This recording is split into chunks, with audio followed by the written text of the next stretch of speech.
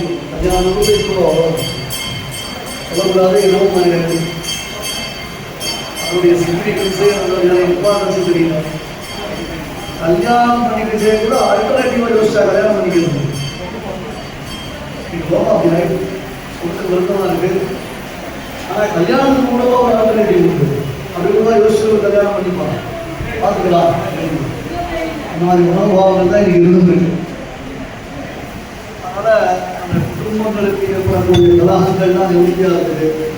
நம்மளுக்கு ஐக்கியமத்தம் ஏற்படுத்துவதற்காகவும் அவனுடைய தாம்பத்திய சித்தி ஏற்படுத்துவதற்காகவும் மூலமாக கிருஷ்ணன் நடக்கிற அந்த குடும்ப வாழ்க்கையை இந்த சுவாமி தேசிகன் காமிக்கிறது. ஒருவேளை யாருக்காவது அந்த மாதிரி குடும்பங்களில் சமங்கள் இருந்தது, குடும்ப வாழ்க்கையில் அவளுக்கு சமங்கள் ஏற்படுறதுன்னு சொன்னால் இந்த சப்ஜத்தை பாராயணம் பண்ணும்போது பெருமான அண்ணா மனசில் தியானம் பண்ணிக்கணும். சில சமயம் உங்களுக்கு ஏதாவது சமங்கள் ஏற்பட்டதுன்னா நம்முடைய ஒரு ஆரோக்கிய கோபாலன் சேவிச்சுட்டு இந்த சட்டத்தை பாராயணம் பண்ணுறோம். பண்ணியிருக்கிறோம். ஆனால் அது நமக்கு சோபனம் ஞாபகம்.